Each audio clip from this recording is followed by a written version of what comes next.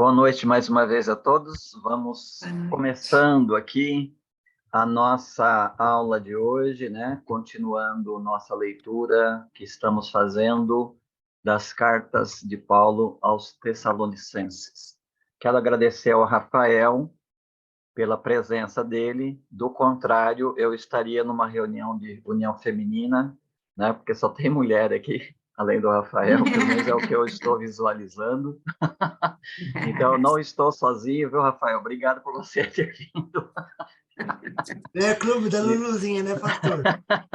E não me deixar sozinho aqui com essa mulherada toda aí. Quem foi que disse que problema mulher é nenhum, sexo né? frágil? Ó, nós somos sempre maioria. Pois é. Eu não teria problema nenhum, né, pastor? Você sabe que teve uma quarta-feira aí, algumas quartas-feiras atrás, que eu no meio do culto de oração, eu falei assim, irmãos, eu quero testemunhar um milagre que está acontecendo agora, aqui, entre nós. Aí os irmãos ficaram espantados. Assim, nós temos mais homens que mulheres nessa reunião de oração de hoje.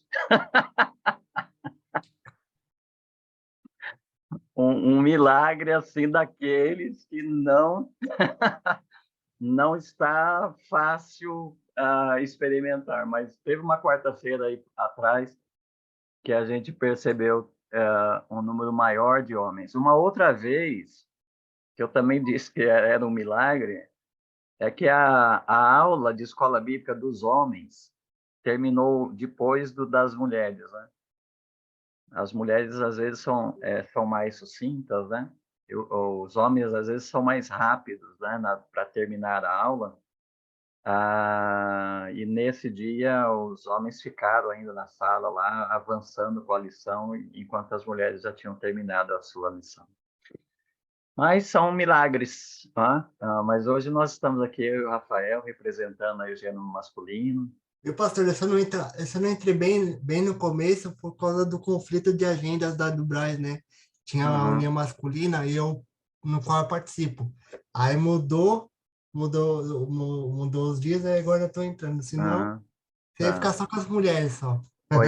Pois é. Você me salvou hoje, então.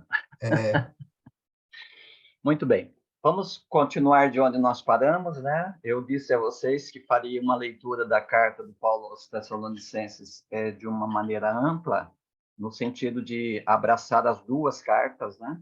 Uma vez que a distância entre a escritura da segunda da primeira é muito pequena, e os assuntos da segunda parecem ser um complemento, um avanço, uma extensão de pelo menos dois assuntos que o Paulo tocou de passagem aqui na primeira carta.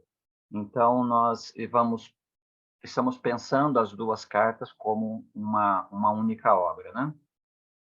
A gente também estabeleceu como estrutura para as duas cartas aquelas três qualidades que o Paulo apresenta no capítulo 1, verso 3, quando ele fala da vossa fé atuante, o vosso amor prestativo e a vossa esperança bem firmada em nosso Senhor Jesus Cristo.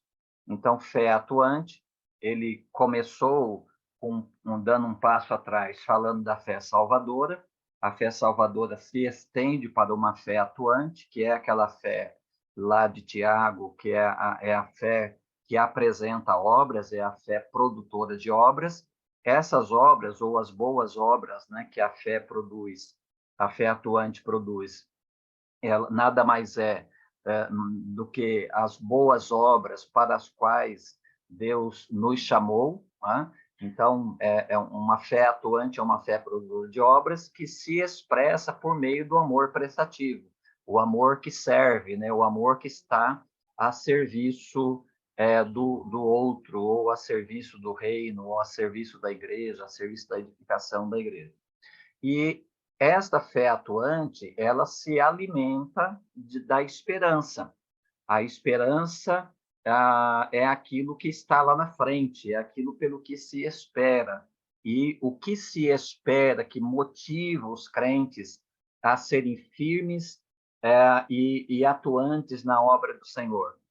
É o fato de que Jesus vai voltar, vai consumar a sua obra e vai tomar a sua igreja, né, como noiva para si, a si mesmo, né, e levando-a para uma dimensão onde não haverá mais dor, nem pranto, nem sofrimento. Então, esses três elementos, o Paulo, segundo a minha leitura dessas duas cartas, ele trabalha ao longo das duas cartas, né? Nós já vimos, ele trabalhou a fé atuante, mas sempre tocando no amor prestativo e sempre tocando de leve, mais leve ainda, na esperança.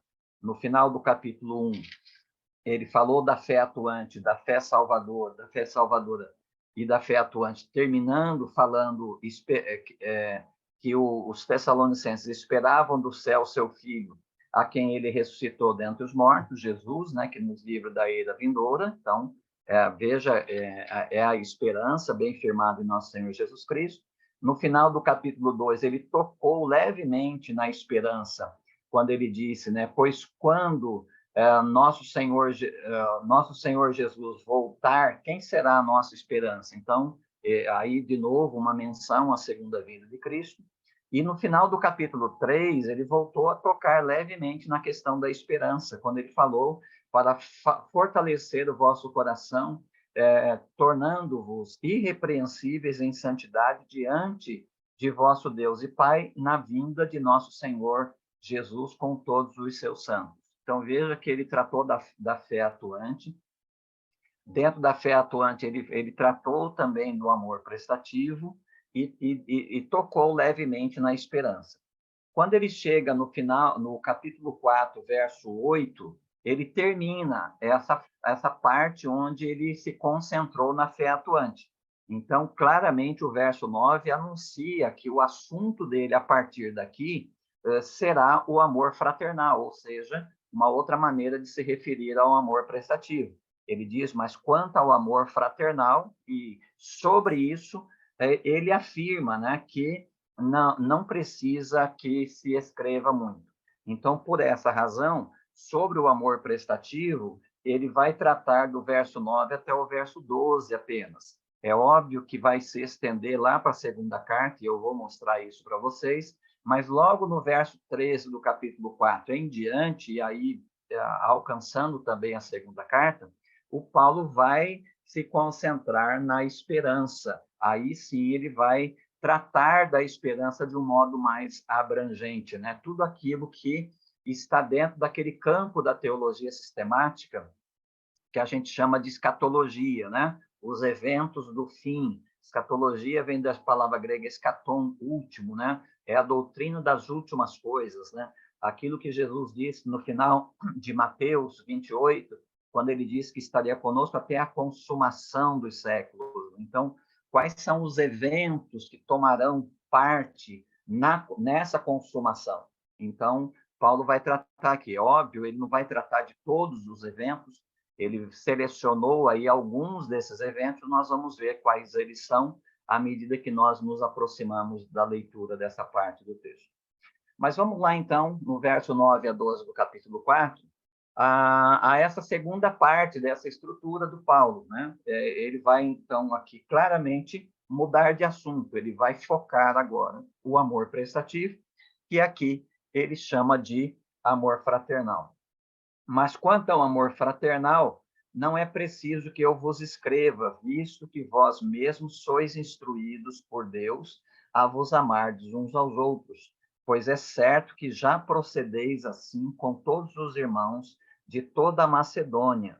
Irmãos, também vos exortamos a que vos aperfeiçoeis nisso cada vez mais, procurando viver em paz, tratando dos vossos assuntos, e trabalhando com as próprias mãos, como já vos ordenamos, a fim de que andeis com dignidade diante dos que são de fora e não necessiteis de coisa alguma da parte deles. Ora, primeiro Paulo diz que, quanto ao amor fraternal, ele não precisa escrever muito. E, de fato, né, ele já vem testemunhando da prática do amor fraternal dos tessalonicenses, né? Esta prática aí do amor fraternal era tão visível que era desnecessário o Paulo escrever muita coisa, falar muita coisa acerca disso, né? Visto que vós mesmos sois instruídos por Deus a vos amardes uns aos outros.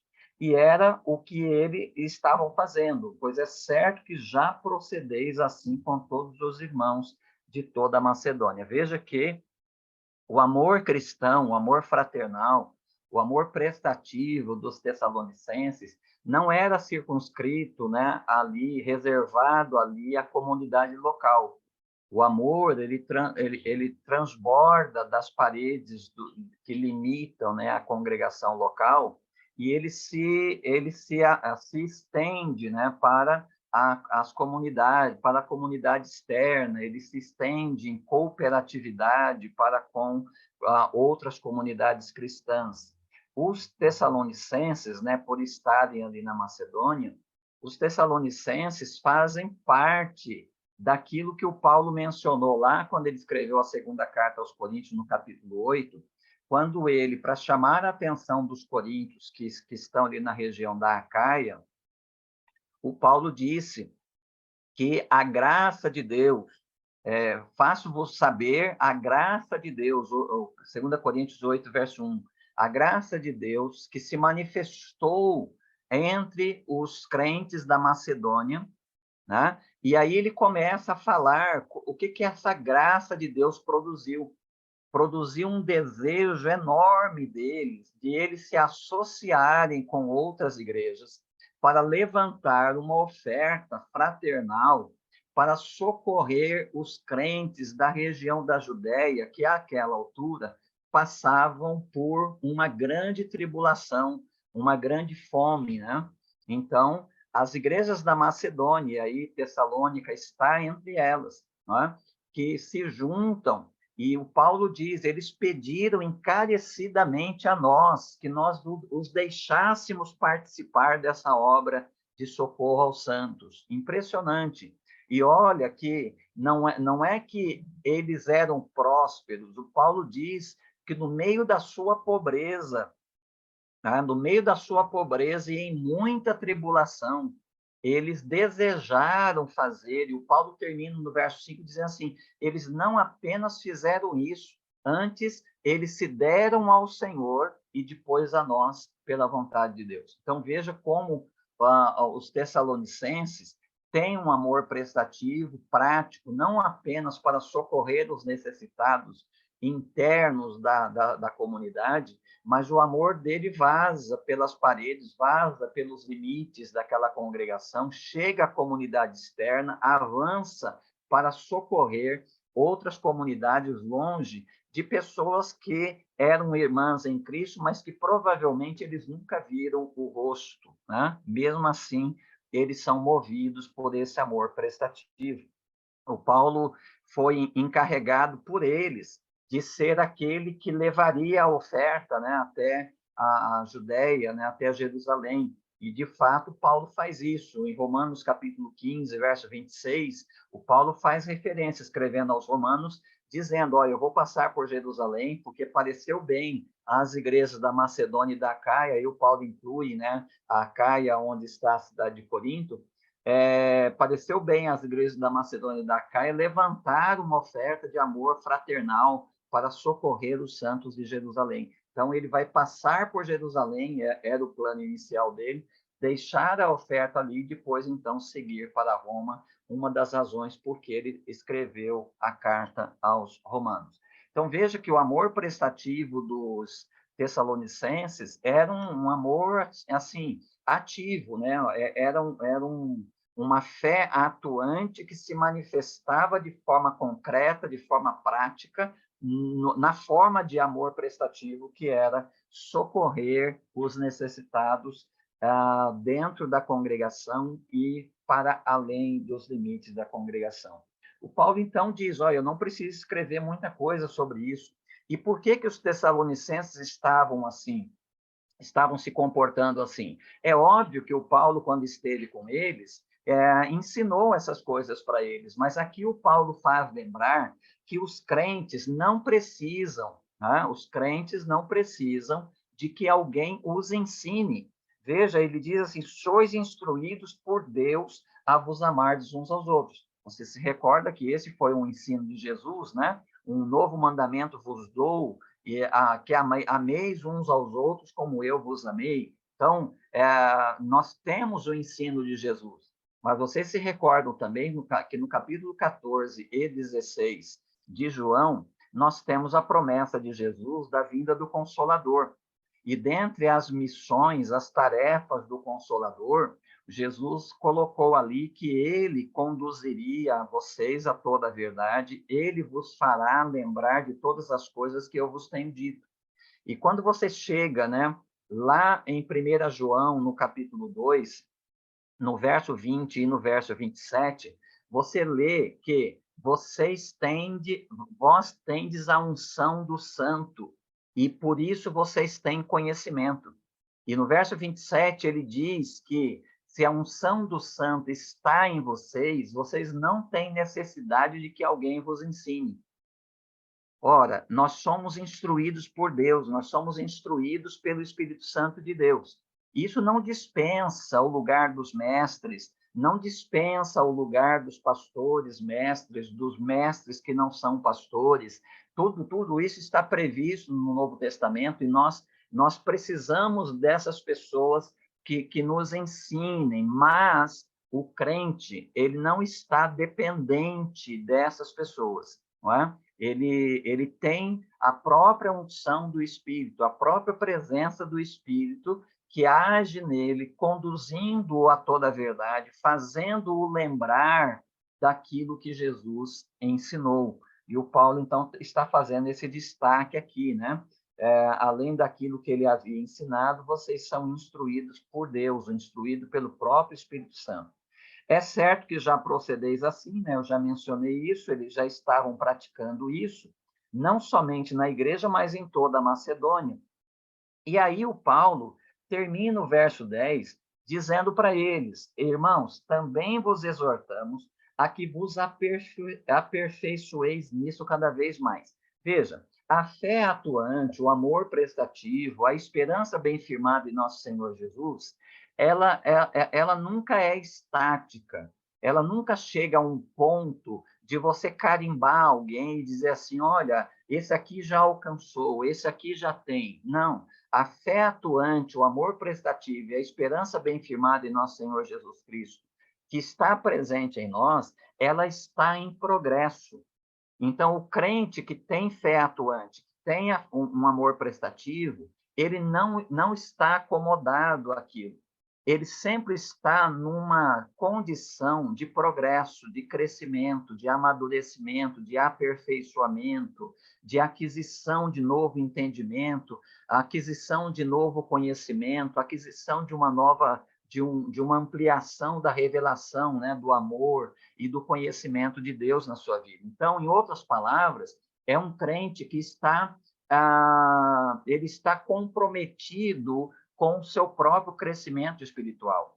Por isso que o Paulo diz aqui que, apesar de ele elogiar a fé atuante, o vosso amor prestativo e a vossa esperança bem firmada em Cristo, ele diz para eles que, quanto ao amor, que vocês já estão fazendo assim, não é necessário que eu vos escreva sobre isso, ele acrescenta, né, que eles deveriam aperfeiçoar-se nisso cada vez mais, ou seja, continuar progredindo nisso. Mas quando nós olhamos para essa última frase do Paulo, aperfeiçoeis nisso cada vez mais, a gente se pergunta se Paulo tinha alguma característica desse amor prestativo que ele conheceu, que ele sabia, talvez por relato de Timóteo, que ele sabia haver aí uma certa fragilidade na prática desse amor prestativo. Talvez o amor prestativo está ali presente, mas talvez haja uma aresta desse amor prestativo que está fraca ou não está presente na conduta desses irmãos.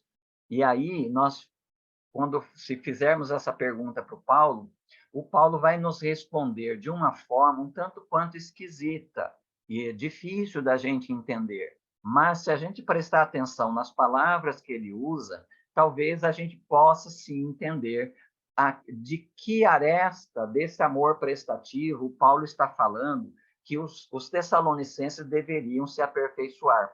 Veja o que ele diz aí, né? Aperfeiçoar nisso cada vez mais, fazendo o quê? Procurando viver em paz, aqui procurando, no original grego, é um infinitivo, né?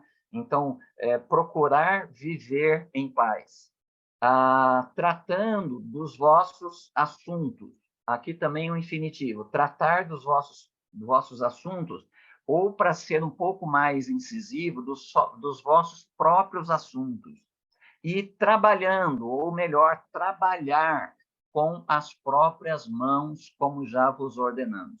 O que o Paulo está dizendo aqui? O Paulo está chamando a atenção para uma aresta da área do amor dos tessalonicenses que não estava aperfeiçoada. E qual era esta área? Era a área da disciplina. E aqui é importante a gente pensar nisso. A gente chama de amor mesmo aqueles que praticam o amor, e aqueles que recebem o amor, a gente chama de amor tudo aquilo que nos traz benefício. E a disciplina é um ato corajoso de amor que não traz benefício a princípio. Nós somos muito contrariados quando temos que ser disciplinados. Nós somos muito reticentes com pessoas que Deus coloca na vida da gente para a correção. Né?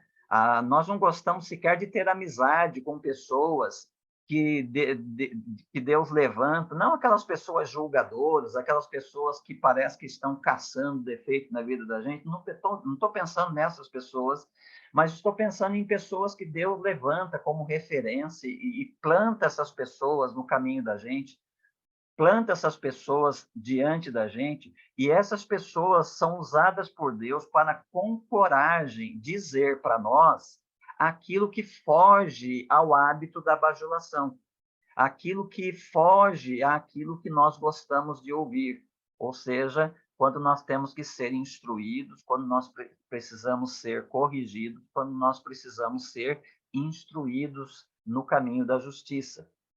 O autor de Hebreus, lá no capítulo 12, diz que Deus faz isso conosco. E mesmo com Deus, nós achamos ruim. Ele diz que toda disciplina, a princípio, não é motivo de alegria, e sim de tristeza. Mas a disciplina produz um fruto pacífico de justiça naqueles que nela têm sido exercitados. Veja, a princípio, nós achamos ruim, mas nós precisamos da disciplina para endireitar os nossos caminhos. E depois que a gente consente com a disciplina, a gente consente com aquela instrução, com aquela correção, aquilo então produz um fruto de paz e de justiça. Ou seja, aquilo nos conduz ao nosso amadurecimento. E amadurecendo é que a gente olha para trás e a gente vai valorizar aqueles que Deus usou lá atrás, em algum momento, para nos corrigir, para nos instruir no caminho da justiça. O Paulo tinha dado já aos Tessalonicenses um exemplo de amor prestativo. Eu já mencionei para vocês, né, quando ele trata desse assunto no capítulo 2, falando da própria experiência que ele havia tido com os Tessalonicenses, ele usa duas metáforas, a metáfora da mãe e a metáfora do pai. Quando ele fala da metáfora da mãe, é aquela área do amor prestativo, aquela forma do amor prestativo, que tanto é benefício para quem faz, quanto é benefício para quem recebe. Qual é a característica do amor materno?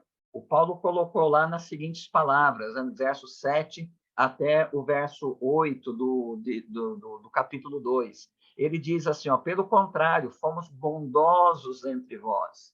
Veja, isso é característica do amor materno, como a mãe que acaricia os próprios filhos, ou seja, a mãe é carinhosa com os próprios filhos.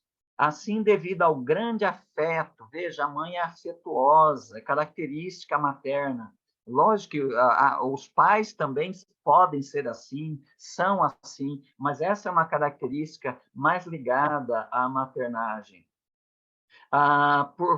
Afeto por vós, estávamos preparados a dar-vos de boa vontade não somente o evangelho, mas também a própria vida. Isso é coisa de mãe, né? Você vai encontrar inúmeros casos onde mães dão a sua vida pelos seus filhos. Em contrapartida, esse número não é igual quando se trata dos pais. Não é? Então, o Paulo estava falando disso. Neste aspecto, seguindo a metáfora materna, nesse aspecto, os tessalonicenses estavam tirando nota 10 no amor prestativo. Segundo essa metáfora, eles estavam tirando nota 10, eles estavam amando, eles estavam ajudando o necessitado, socorrendo o aflito, eles estavam enviando donativos até para igrejas longe de onde eles estavam. Nesse sentido, eles estavam bem no seu amor prestativo. Mas o Paulo, quando falou do amor prestativo, partindo da sua própria experiência com os tessalonicenses, ele também usou a metáfora do pai. E quando ele falou do pai, ele falou do pai que educa pelo exemplo. Irmãos, sem dúvida vos lembrais do nosso trabalho e fadiga. Trabalhamos dia e noite para não ser um peso para nenhum de vós. Isso é uma característica paterna da provisão. O pai é o provedor. É óbvio que hoje nós dividimos isso, né, com as mulheres, etc., mas é uma característica inerente à paternidade, de que o homem, né, é o provedor, o homem não pode ser um peso, né, no meio da casa, no meio da família, ele tem que ser aquele que provê. Então, o Paulo está falando dessa questão do amor pelo exemplo. Mas depois ele continua dizendo, vós e Deus sois testemunhas de como nos portamos de modo santo, justo e irrepreensível para convosco os que credes. Veja, exemplo. Depois ele diz, assim como como sabeis, que tratávamos a cada um de vós da mesma forma como um pai trata os seus filhos. Veja, é a metáfora do pai. E o que está inerente também à função paterna? Veja, e como é que ele trata os seus filhos? Exortando-vos, consolando-vos e insistindo em que vivesseis de modo digno de Deus. Veja, exortar, consolar, tudo isso é função paterna, mas qual é o objetivo dessa exortação? Qual é o objetivo dessa consolação? O objetivo é que vocês vivam de modo digno de Deus.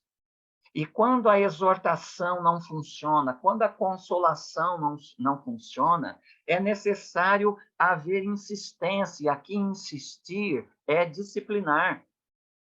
Aqui, insistir é disciplinar, aplicar algum tipo de disciplina no sentido de alcançar o objetivo. Qual é o objetivo? Que vocês vivam de modo digno de Deus. O que estava acontecendo entre os crentes em Tessalônica?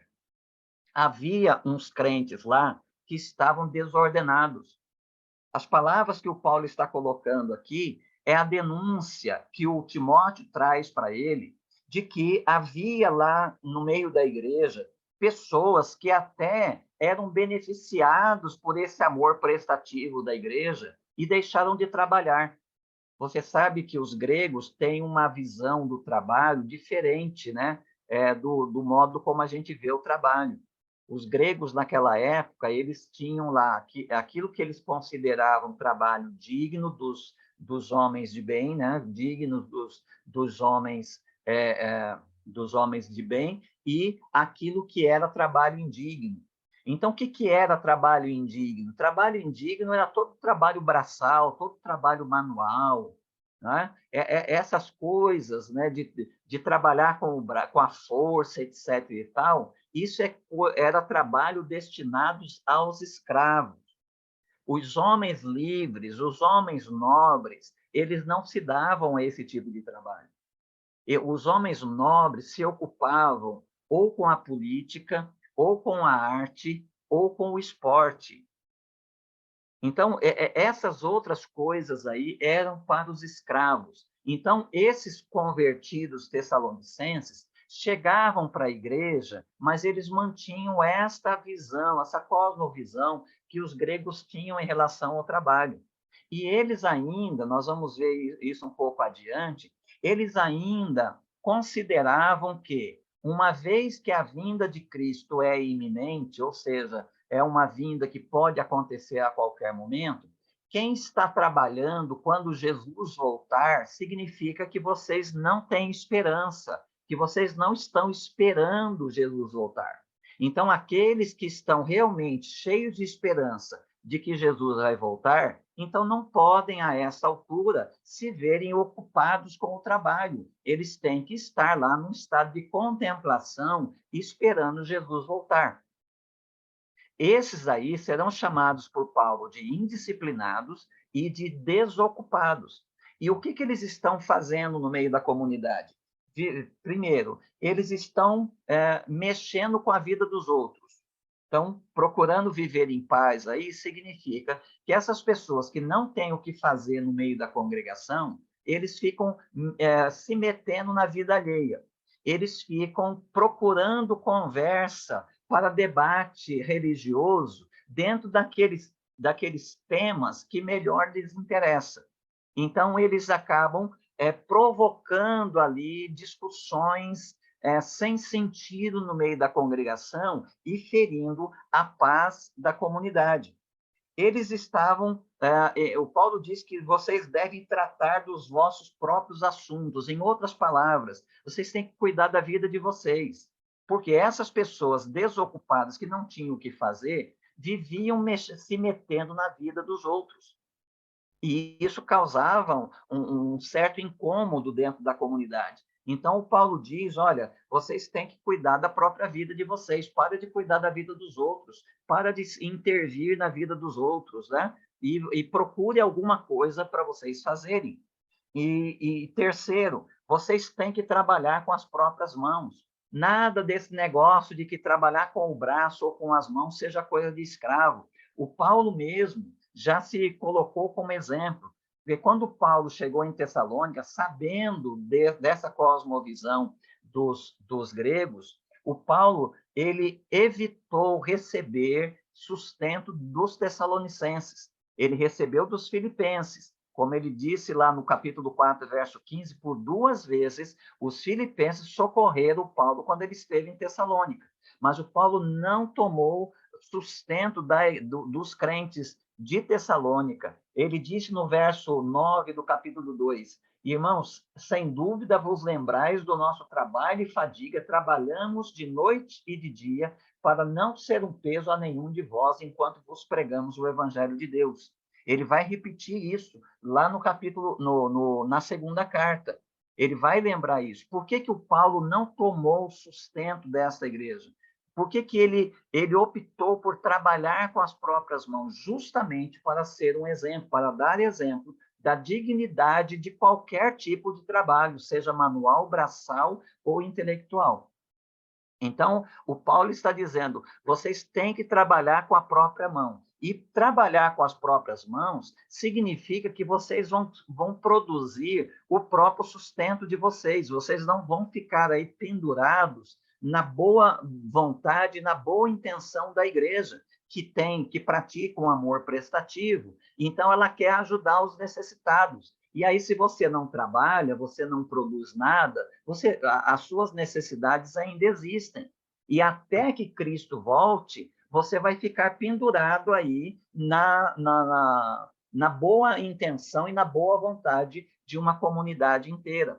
E pior, veja que no verso 12, o Paulo diz, a fim de que andeis com dignidade diante dos que são de fora. Esses crentes estavam se tornando um tão mau testemunho para os de fora, que até gente fora da comunidade acabava socorrendo as necessidades deles.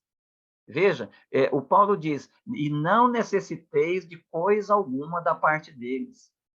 Veja o estado, né, em que estava uma parcela da igreja dos Tessalonicenses, só que os Tessalonicenses não estavam disciplinando esses irmãos.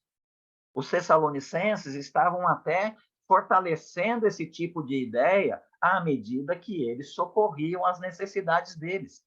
Lá na segunda carta, o Paulo vai ser um pouco mais específico, um pouco mais duro também, e ele vai dizer, ó, quando eu estive aí entre vocês, eu já dizia para vocês que aquele que não quer trabalhar também não coma. Então, se você quer viver de contemplação, você quer viver aí numa espiritualidade de ficar olhando para as nuvens, sem encarar a realidade da vida presente, você acha que Jesus, então, vai voltar tão iminentemente que aqueles que realmente têm esperança na segunda vinda de Cristo não devem se ocupar com as coisas dessa vida e devem ficar olhando para as nuvens na esperança de que ele volte a qualquer momento? Não tem problema. Você pode viver assim, mas fica sem comer também. Não seja um peso para a sua comunidade, especialmente uma comunidade que pratica o amor prestativo. Percebem como o Paulo, quando ele vai falar, né, do amor prestativo dos irmãos de Tessalônica, ele diz assim, olha, sobre isso eu não tenho muito o que falar. Só que ele diz, mas vocês precisam aperfeiçoar. Mas em que área? Na área da disciplina. Amor não é apenas socorrer o necessitado. Amor é corrigir, amor é instruir, amor é disciplinar. Às vezes, como pai, né, às vezes a exortação resolve. Às vezes, não é nem uma exortação. Às vezes, o pai entende que esse filho, nesse momento, ele precisa de um abraço, ele precisa de consolo, e resolve. Mas, às vezes, a exortação não resolve. Ficar consolando não resolve. Aí você precisa, uma vez que o objetivo é recuperar o filho, uma vez que o objetivo é colocar esse filho no eixo, no trilho novamente, às vezes haverá necessidade de disciplina. Assim é com a igreja. Na igreja, nós vamos ter todo tipo de coisa. Nós vamos ter amor em termos de bondade uns com os outros, nós vamos ter amor no sentido de sermos carinhosos uns com os outros, nós vamos ter amor no sentido de sermos afetuosos uns com os outros, nós vamos ter amor aí até em níveis sacrificiais, nós vamos fazer sacrifícios uns pelos outros. Mas nós também precisamos essa outra asa desse avião, né? Que é o amor que vem na forma de exemplo, né? Como Paulo colocou, que vem na forma de exortação, como ele colocou, que vem na forma de consolação, mas que vem também na forma de insistência, ou seja, a forma de disciplinar as pessoas que não se corrigem, não são corrigidas por essas manifestações outras de amor. Então, é necessário que nós amemos tão profundamente, que nós amemos tão comprometidamente essas pessoas, e mais do que elas, amamos o Senhor tão comprometidamente, que nós vamos, então, sim, aplicar as disciplinas necessárias para que essas pessoas vivam de um modo digno de Deus e não sejam, como Paulo coloca no verso 12 aqui, uma vergonha, não só para a sua própria comunidade, mas uma vergonha para a comunidade externa, que começa a ver aquela comunidade ali como suspeita, com suspeita. Né? Como é que é uma comunidade? Existe uma comunidade ali e esses crentes aqui estão precisando da nossa ajuda aqui de fora. Então, isso fere a dignidade do nosso chamado, fere a dignidade nossa diante da comunidade externa, além de, obviamente, os irmãos dentro da própria comunidade que começam a observar, eles, isso aqui é normal, aqui, né? Aqui não, isso aí não devia ser corrigido, etc. e tal. E aí, então, pessoas começam a se escandalizar dentro da própria comunidade. Então, veja que isso é o que o Paulo fala para eles em termos do amor prestativo. Mas parece que nessa primeira carta aqui, veja que Paulo está sendo muito brando aqui, muito suave, né? Ao dizer isso de uma forma mais geral. Mas a segunda carta vai ser escrita por uma razão. Essa exortação branda que não surtiu efeito. Ela não foi suficiente nem para dar coragem para a igreja exercer a disciplina e nem para esses irmãos aí se corrigirem.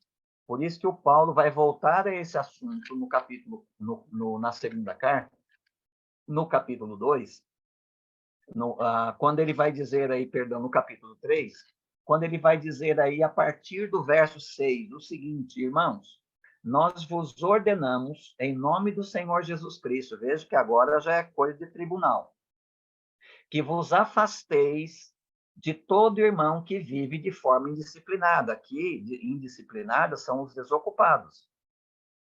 E em desacordo com a tradição que recebestes de nós. Pois vós mesmos sabeis como deveis nos imitar, pois quando estávamos entre vós, não vivíamos desocupados, nem comíamos de graça da comida de ninguém. Veja que o Paulo está sendo bem mais direto. Pelo contrário, trabalhamos dia e noite com esforço e fadiga para não ser um peso para nenhum de vós, não porque não tivéssemos direito, mas para que nós mesmos vos dessemos exemplo, para nos imitardes. Quando ainda estávamos convosco, vos ordenamos que se alguém não quer trabalhar, também não coma.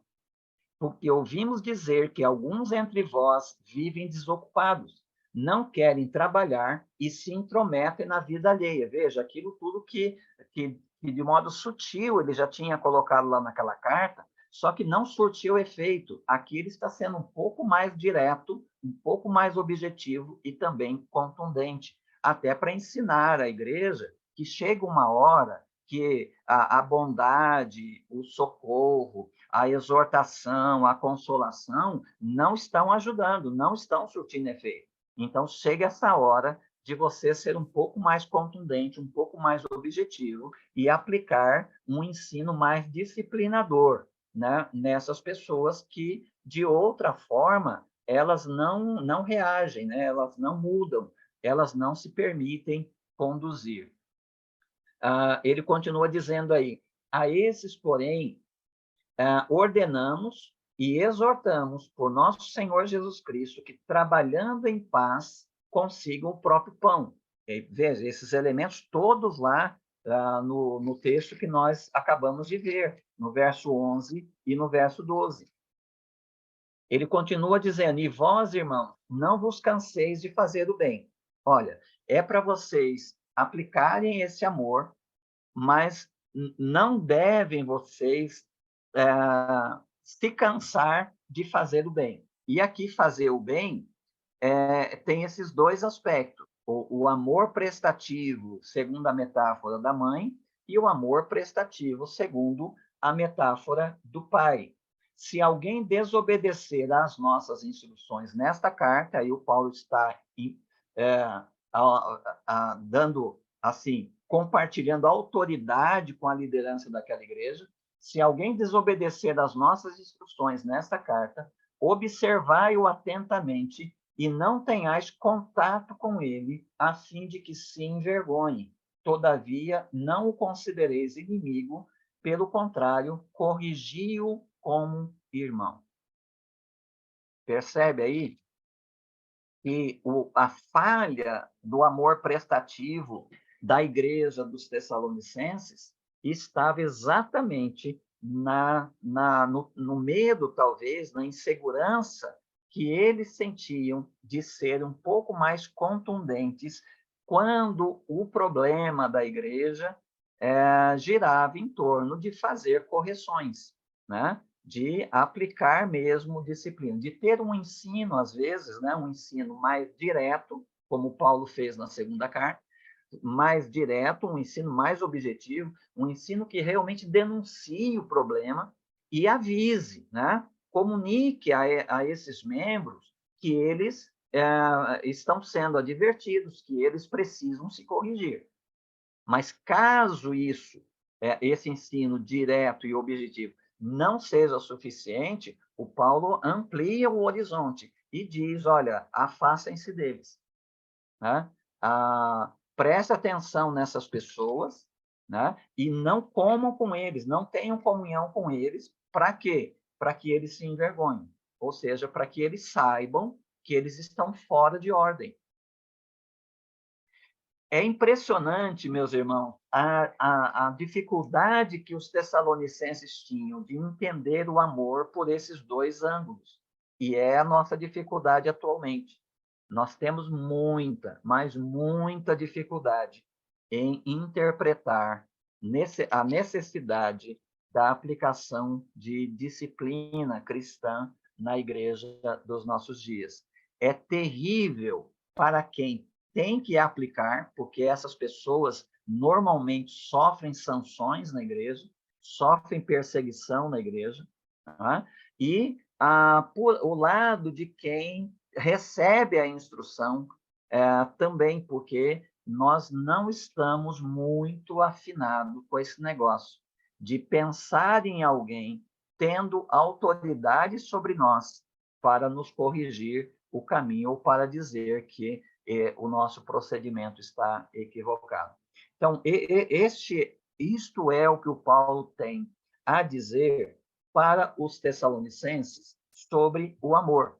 Quando lá ele disse para não se cansar, para eles não se cansarem de fazer o bem, né, no verso 13 do capítulo 3 da segunda carta, o Paulo, obviamente, está estimulando que eles continuem na prática devida da igreja, né? Que eles continuem praticando lá o amor prestativo que eles já vinham praticando, segundo a metáfora da mãe, mas que eles agora acrescentem esse amor prestativo, segundo a metáfora do pai, e eles continuem fazendo aquilo que eles já estavam fazendo, né? Sempre mantendo os olhos lá na frente, na esperança bem firmada em nosso Senhor Jesus Cristo, ou seja, esperando a segunda vinda de Cristo, eles, então, deveriam continuar a sua prática como igreja. E aí, nesse aspecto, o Paulo vai dizer para eles algo que deve acompanhá-los, né, nessa conduta, até a segunda vinda de Cristo. Então, no capítulo 5 aí da primeira carta, a partir do verso 12, o Paulo vai dizer para eles, irmãos, pedimos que deis o devido respeito aos que trabalham. Vejam como Paulo reprovou lá atrás, né, há pouco, os que não trabalham, e aqui o Paulo diz, olha, vocês têm que estimar aqueles que trabalham no meio de vocês. Irmãos, pedimos que deis o devido respeito aos que trabalham entre vós, que vos presidem no Senhor e vos aconselham. Percebe? O Paulo está dizendo para os crentes de Tessalônica o seguinte: Deus colocou liderança na igreja para amar a gente, para ser carinhoso com a gente, para ser afetuoso com a gente. Só que essa mesma liderança que Deus colocou aí é também para aconselhar, para consolar e para disciplinar, para insistir com que a gente viva de um modo digno da vocação com que Deus nos chamou. Então, pedimos que deis o devido respeito a eles, né, a esses que trabalham entre vós, e os tenhais em grande estima e amor, por causa do trabalho que realizam. Tende paz entre vós. A ausência de paz aí é fruto de um entendimento equivocado da função dessa liderança. Porque quando nós somos beneficiados, segundo o nosso conceito, somos beneficiados por essa liderança, então essa liderança é de Deus. Mas quando essa liderança, fazendo o papel dela em nome de Deus, ela precisa nos disciplinar, nos corrigir, endireitar nossos caminhos, normalmente a gente briga com essa liderança aí. Então, o Paulo termina essa exortação dizendo, tende paz entre vocês. Estime essas pessoas que, pelo menos, têm coragem, né, de estar diante de vocês, seja para ser afetuoso, carinhoso e dar a vida por vocês, ou seja, para corrigir vocês, porque o objetivo do amor prestativo é que vocês andem de maneira digna da vocação com que vocês foram chamados por Deus. Irmãos, nós também vos exortamos a aconselhar os indisciplinados, aí são os desocupados, a consolar os desanimados, veja, o ponto de vista lá da mãe, amparar os fracos e ter paciência com todos. Cuidem para que ninguém retribua o mal com o mal, mas seguir sempre o bem uns para com os outros e para com todos. E como deve, né? Como é que a igreja deve? Como é que deve ser a ambientação da igreja para que isso se conduza bem? Tá? Aí o Paulo coloca 3 coisas. Primeiro, essa igreja precisa de oração. Vocês precisam orar, porque uma igreja que não ora, quando ela chega ao ponto da necessidade de exercer esse amor aí por meio da disciplina, vira bagunça. As reações serão desastrosas. E essa é uma das razões porque muitas vezes os pastores, as lideranças de igreja hoje não querem nem saber de disciplina. Não querem nem saber desse negócio. Por quê? Porque no conceito que a gente tem, aquele ditado popular, né, que o caldo sai mais caro que o peixe, funciona. Às vezes é melhor fazer de conta que está tudo certo, e aí a gente mantém uma paz aí artificial, a gente finge que está tudo certinho, e aí a gente tem paz, do que a gente entrar nesse negócio e isso causar um rebuliço na igreja. Um monte de gente querendo sair, não é? E ainda um grupo de pessoas dentro da igreja se levantar contra a liderança. Isso tem acontecido. Isso não é história. Isso não é possibilidade. Isso tem acontecido. Então, de um lado, existem aquelas lideranças que não vão tocar em assunto de disciplina. Vão perder membros por causa dos escândalos, mas elas acham melhor não mexer em questões corretivas, em questões disciplinares. Elas acham melhor porque assim, pelo menos mantém, uns ou outros acabam indo embora, uns que chegam, né, olham aquilo lá e tal, e percebem, não, esse não é o meu lugar, vão procurar outras congregações, mas a gente mantém a aparência. Porque mexer hoje, né, no estado em que a igreja está, onde faltou disciplina por tantos anos, quando chega uma necessidade de aplicar disciplina, a igreja realmente passa por um período de extrema turbulência, né? de extremo desgaste, até que a paz verdadeira começa a tomar conta. Mas aí você olha para trás e você vai ver realmente que o caldo saiu mais caro do que o peixe. Seguindo aí, ele diz, então, que essa igreja precisa orar, porque a oração, ela vai mais ou menos ali, vou usar uma linguagem tanto quanto não correta, mas ela vai amolecendo o coração, né? Quando a igreja tem uma vivência de oração, os crentes, né, são praticantes da oração, a igreja tem um culto de oração fortalecido, ela tem uma prática de oração nos seus cultos. Isso vai ajudando, né, a manter os corações mais ou menos quebradiços. Então, quando vem uma disciplina, o efeito adverso, o efeito colateral, pode não ser tão danoso, mas quando a prática da oração é apenas aquela prática de oração, a oração está ali porque ela tem que estar, né? A oração está na ordem porque tem que estar ali. Então, quando vai mexer, isso realmente produz um dano muito grande. Uma outra coisa que o Paulo diz, essa igreja, essa comunidade, ela vai ter menos problemas quando ela tiver que vivenciar esse amor aí voltado para a disciplina, se ela tiver uma boa relação com as escrituras, com a palavra. Então, as pregações expositivas que estão se tornando cada vez mais raras nas igrejas dos nossos dias.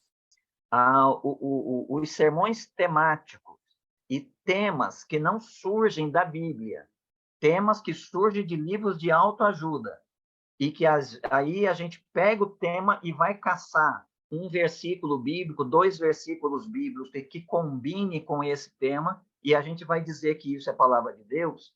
Isso aí vai produzir um dano grande para essa comunidade. E aí, obviamente, quando ela tiver que aplicar a palavra de Deus como ela tem que aplicar, o dano vai ser muito grande. Então, o Paulo diz assim,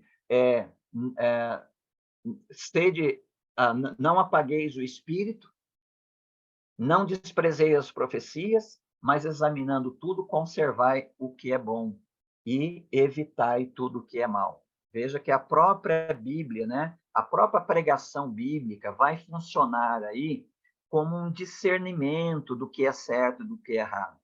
Então, vai ficar muito mais fácil quando alguém chega diante da gente, né, e diz para nós assim, olha, essa sua conduta aí não está de acordo com a vontade de Deus, né? Você tem uma vocação mais elevada do que isso não combina, né, com a vocação com a qual Deus te chamou, etc. Então, se tem oração e se tem profecia, esse coração aí já, mais ou menos, ele já está trabalhado. Ele só precisa, então, desse empurrão aí de um irmão que tem essa coragem de corrigir. Mas se falta oração e falta exposição clara das Escrituras, então a gente fica sem elemento para discernir o que é bom e evitar o que é mal. E aí, então, o mal passa-se por bom e o bom pode passar-se por ser mal. Terceiro elemento que o Paulo diz nessa prática aí do amor prestativo, nessa ambientação do amor prestativo, a confiança. E isso por parte daqueles que recebem disciplina e por parte daqueles que aplicam a disciplina. A confiança de que, acima de tudo, todos nós somos disciplinados por Deus. O Paulo coloca aí no verso 23, e o próprio Deus de paz vos santifique. O que é santificar se não tirar as impurezas? Santificação não é um processo prazeroso. O Pedro coloca isso em termos de nós sermos colocados na fornalha, para como o ouro que perece, a gente seja derretido. Então, esse negócio de falar de santificação, de consagração a Deus com uma linguagem romântica, né? Com uma linguagem açucarada, isso aí é a criação de ilusão na cabeça dos crentes. Esse processo indica, né, a remoção do que é injusto, a remoção do que é impuro. E essa remoção vai doer em certos aspectos. E o Paulo diz que é Deus quem vai fazer isso, e ele vai fazer isso completamente. E aí ele pega o conceito grego, né, do humano, que é tripartido, né, em termos de corpo, alma e espírito. O conceito hebraico é de unidade. O conceito grego aqui, como ele está falando a gregos, ele está usando o conceito grego de dizer que Deus vai santificá-los em tudo, vosso espírito, alma e corpo sejam mantidos plenamente irrepreensíveis. Novamente, aqui a esperança da vinda de Cristo, né? Para a vinda de nosso Senhor Jesus Cristo. E a garantia de que quem vos chamou é fiel, ele também o fará. Então, se a igreja tiver essa ambientação, oração, palavra, estima por aqueles que presidem, aqueles que vos exortam, aqueles que vos corrigem, tendo paz entre vós, então ficará muito mais fácil quando você tiver que aplicar uma disciplina um pouco mais vigorosa, né? Se não houver isso, a aplicação de qualquer nível de disciplina numa comunidade, por ela estar desacostumada a isso, né? Por ela estranhar isto, ela pode. Se a disciplina vier de um irmão, né, ela pode ver esse irmão como adversário.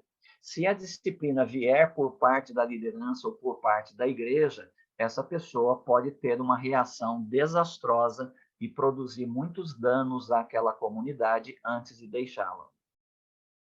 Muito bem, Rafael, você está com a mão erguida aí já faz umas horas, né? E eu queria terminar essa parte aqui antes de te ouvir.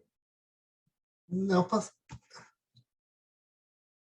não, pastor, quando você foi falar lá de comer, não comer com os outros, pode se comparar com o Salmo 1º, não se sentar na roda dos escarnecedores, ou não tem nada a ver? Lá no Salmo 1, ele está pensando no ímpio, né? Aqui, o Paulo diz, ó, não trate como o ímpio, né? Trate como irmão. Nós devemos tratar essas pessoas até porque a gente não deve duvidar da confissão religiosa de uma pessoa, né? Da experiência religiosa dela. Ela disse que entregou a vida dela para Jesus, ela foi batizada, ela se vê como crente, é assim que a gente vê, né? Ninguém vai dizer assim, ó, esse não é nossa competência fazer isso. Então, nós tratamos todos como irmãos. Porque somos irmãos, é que a gente tem a autoridade de exortar, de ensinar, de corrigir, de disciplinar. Se essa pessoa realmente for irmã, e uma vez que ela é instruída por Deus, né, como o Paulo colocou lá atrás, ela vai atender bem a disciplina da igreja.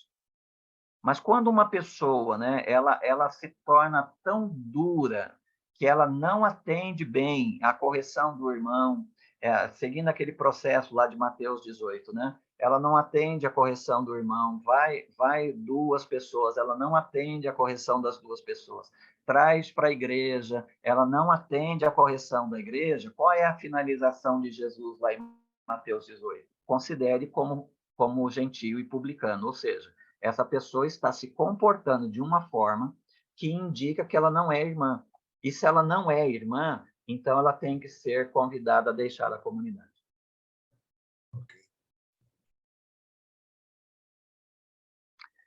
Ok. Deu para compreender essa parte aí do amor prestativo que o Paulo trata aqui?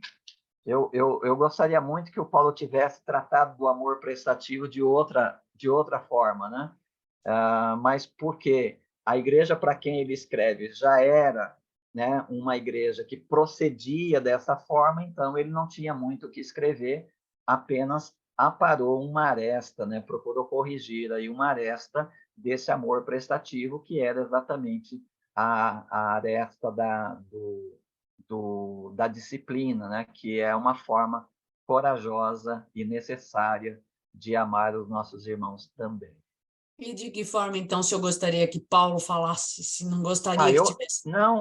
Eu fico curioso, né? Eu falei, puxa, o que Paulo escreveria, né? Se o amor prestativo não fosse uma característica dessa igreja, puxa, o que ele escreveria, né? Com essa habilidade, né? Com esse conhecimento, com esse discernimento que ele tinha, né?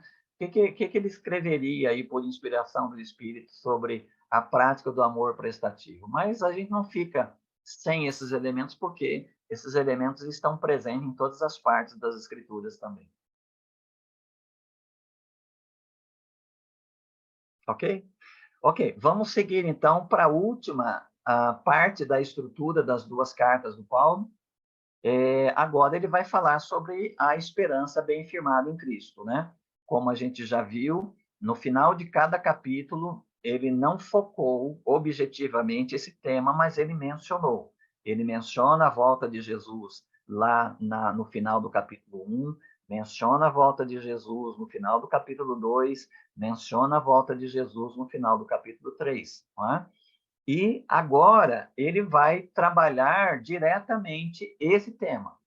É o tema da vossa esperança bem firmada em nosso Senhor Jesus Cristo. E ele começa aí, ele introduz esse assunto aí no verso 13 da seguinte forma: Todavia, irmãos, não queremos que sejais ignorantes em relação aos que já faleceram, para que não vos entristeçais como os outros que não têm esperança. Então, veja, os outros que não têm esperança, vocês têm.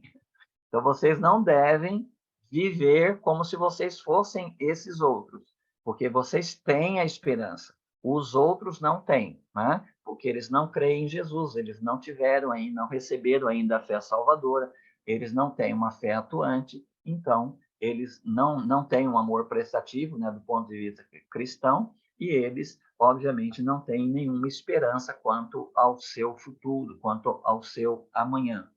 E o que provocou, né? O que estava provocando um pouco de insegurança na esperança bem firmada que caracterizava a igreja, mas que tinha alguns membros, né, que não estavam com essa esperança tão bem firmada em Cristo assim, né? O que levou eles a pensar, a fragilizar tanto essa sua esperança que deve ser depositada na consumação de todas as coisas por parte de Jesus?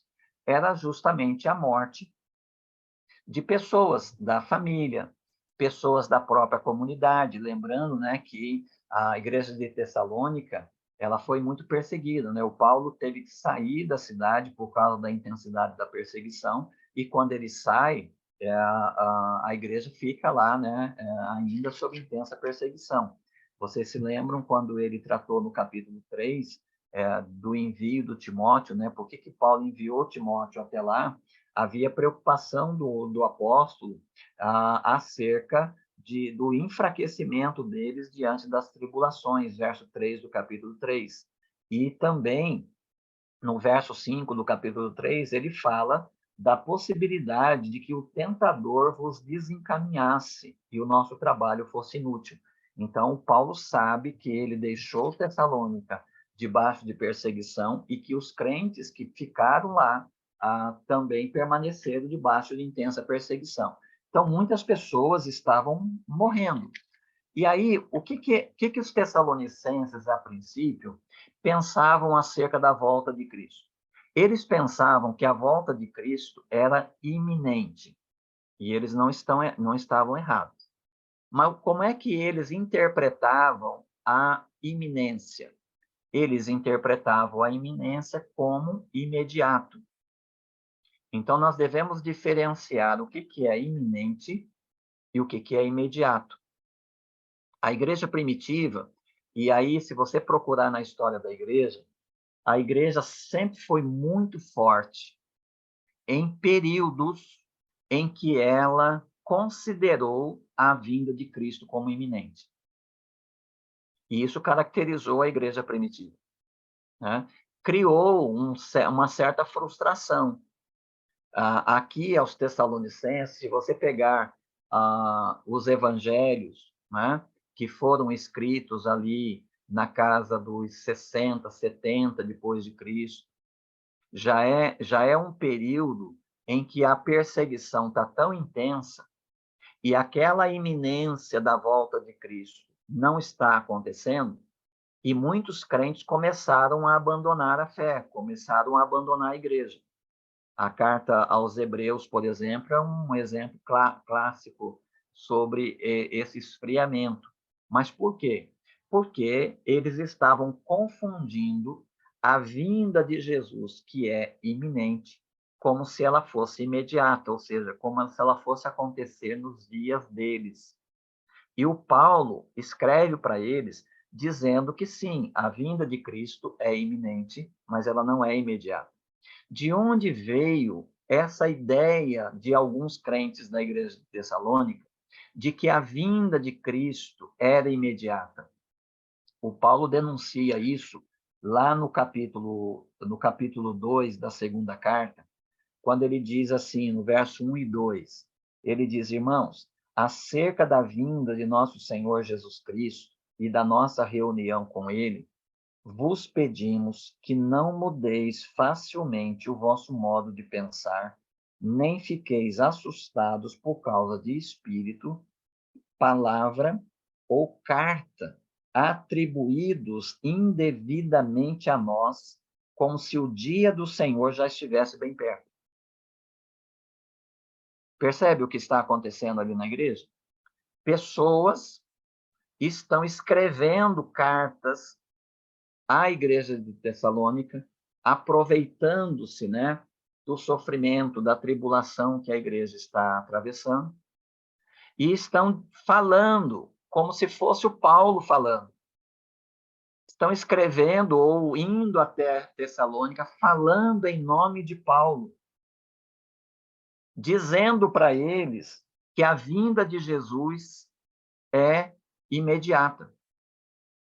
Isto até influenciou aqueles irmãos lá que pararam de trabalhar.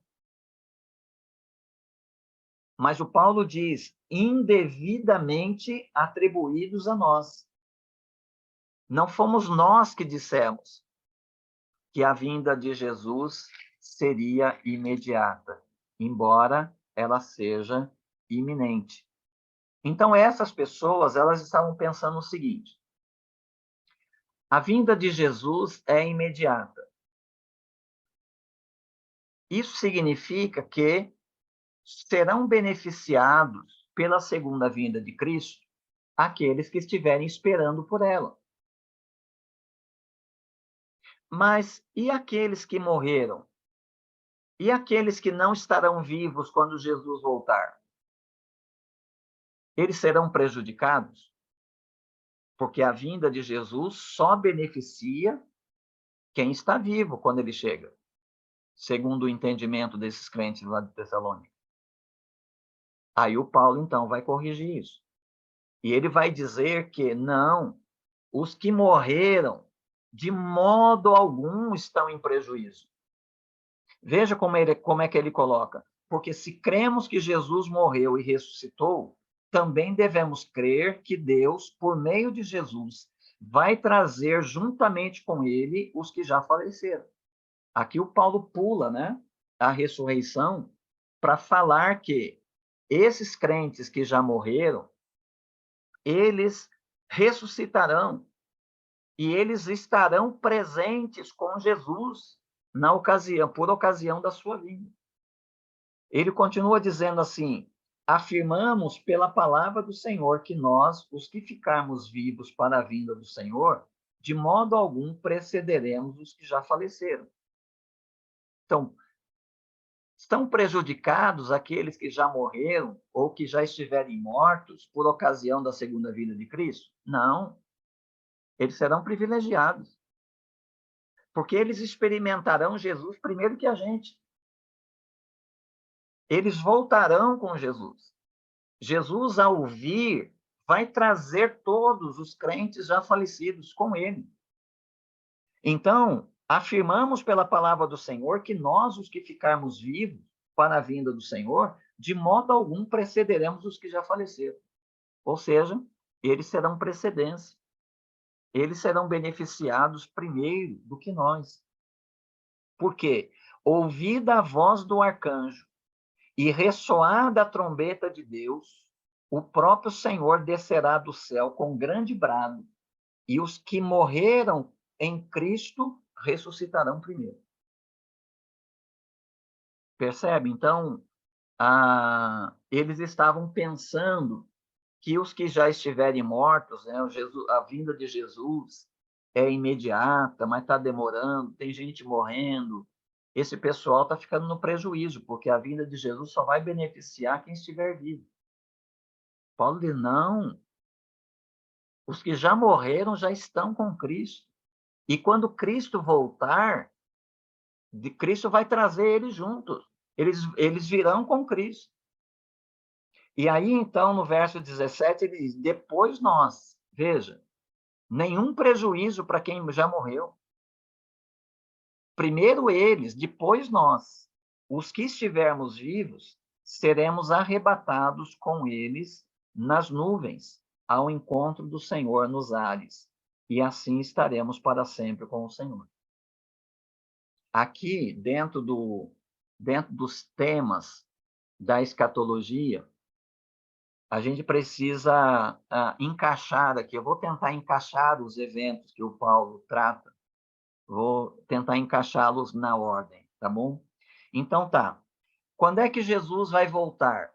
Será de imediato? Será a vinda imediata? A resposta do Paulo, não. não é imediata. Há dois eventos que devem acontecer antes da vinda de Cristo. E quais são esses dois eventos? 2 Tessalonicenses, capítulo 2. Então, vamos lá. O primeiro evento, verso 3. Ninguém vos engane de modo algum, pois isso não acontecerá, ou seja, a vinda do Senhor não acontecerá sem que primeiro venha a apostasia. Okay? Então, o primeiro evento, aí na ordem dos eventos que o Paulo vai tratar, o primeiro evento é a apostasia. Lembre-se que Jesus, né, mesmo anunciou, né, o esfriamento de muitos. Ele termina a parábola da viúva lá, do juiz, né, ímpio, no capítulo 18 de Lucas, no verso 9, dizendo que, porventura, quando o Filho do Homem voltar à terra, achará fé na terra? É óbvio que sim, mas Jesus estava falando da dificuldade dessa apostasia. O João escreveu a sua primeira carta falando da apostasia. Gente que já está saindo dentre nós, e o João diz, saíram dentre nós porque não eram dos nossos. Não é questão que toda pessoa que sai da igreja é apóstata. A questão é pessoas que não deixam a igreja, mas deixam Cristo, voltam para os seus pecados, voltam para suas crenças anteriores, né? Migram para outras religiões opostas à natureza da religião cristã, passam a acreditar em outros modos de alguém se acertar com Deus ou de alguém ser salvo, etc. Então, essas pessoas são apóstatas. E, segundo aqui o Paulo e segundo o próprio Jesus, a apostasia vai ser em massa. A apostasia aqui é um evento que será visível, será notório. Né? Tamanha a grandeza, tamanho o número de pessoas que deixarão a fé cristã, isso será visível, será notório. Então, sem que primeiro venha a apostasia. Ora, se esta apostasia não fosse notória, ela nem poderia ter sido mencionada por Paulo aqui. Porque se é uma apostasia comum, dessas que acontece aí de vez por outra, a gente sabe de alguém que deixou a fé cristã, alguém que fechou o coração para a salvação pela fé, pela graça mediante a fé em Cristo, e passou a acreditar numa salvação obtida de outra maneira. Se é eventual, então não é visível, não é notório. Mas se primeiro vai haver uma apostasia, então essa apostasia ela é visível, então ela é em grande número. O segundo evento que precede a vinda de Cristo é a revelação do homem do pecado, o filho da perdição, que se opõe e se levanta contra tudo o que se chama Deus ou é objeto de adoração, a ponto de assentar-se no santuário de Deus, apresentando-se como Deus. Então, veja que aí você tem a revelação de um homem, né, o homem da iniquidade, o homem do pecado, o filho da perdição. A gente não sabe exatamente, né, a forma disso, como é que essa pessoa vai ser identificada, mas ela vai, porque o Paulo usa aí o termo revelação, né, seja revelado o homem do pecado. O homem do pecado vai ser alguém que se oporá a Deus. Então, nós podemos entender que, se vai haver alguém que se oporá a Deus, essa oposição a Deus será, na prática, uma oposição à igreja, uma oposição à fé cristã. E que, segundo Paulo, ele se opõe contra tudo o que se chama Deus ou é objeto de adoração, e ele vai requerer adoração para si mesmo. Ele vai exigir uma adoração voltada para si mesmo, ou seja, ele vai se colocar no lugar, se assentar no lugar de Deus. Paulo diz assim, que não vos lembrais de que eu vos dizia essas coisas quando estava convosco? Isso já foi tema de ensino de Paulo para os Tessalonicenses quando ele esteve lá. E agora sabeis o que o detém, para que seja revelado no tempo certo. Pois o mistério da impiedade já está atuando, e falta apenas ser tirado do caminho aquele que agora o detém. E então esse ímpio será revelado, a quem o Senhor Jesus matará com o sopro da sua boca e destruirá com a manifestação da sua vinda. Então, o que detém, né, a revelação desse homem do pecado? Né? A quem se refere o Paulo quando ele diz, né, que falta apenas ser tirado do caminho aquele que agora o detém? Nós podemos entender aqui, né, se a tradução correta for aquele, o único que tem domínio sobre todas as coisas, sobre todos os eventos da história da redenção, é Deus. Então, este homem, ele já está atuando, né? O Paulo fala, o ministério da impiedade já está atuando, mas ele não está tão descarado, né? Ele não está tão visível, tão notório. Mas ele, assim como a apostasia, ele vai se tornar visível, vai se tornar notório. Então, o nível de impiedade vai ser de tal modo que será discernível. As pessoas poderão olhar e identificar que este daí é o homem do pecado ou este é o ministério da impiedade. Então, vai ser notório. Então, se a tradução aqui for aquele, então, esse aquele só pode se referir a Deus que detém o poder e detém aí o governo sobre o desenvolvimento da história salvadora, da história da redenção. Se essa expressão, aquele que agora o detém, se aquele for aquilo, então a gente pode entender que o que detém este homem do pecado seja ou a missão da pregação do evangelho, ou seja, antes do evento final, esse evangelho, segundo o próprio Jesus disse, será pregado em todas as nações. Né? Então, até que isso aconteça, o homem do pecado não será revelado. Se não for a pregação do evangelho, pode ser o período da graça. Ou seja, esse período quando ainda Deus está naquele tempo da paciência, né? Tendo paciência com a impiedade, né? Querendo que todos os homens sejam salvos, né? Querendo que o evangelho alcance as pessoas. E vai chegar um ponto que Deus vai estabelecer o ponto final disso, e a partir daí não haveria mais possibilidade de salvação.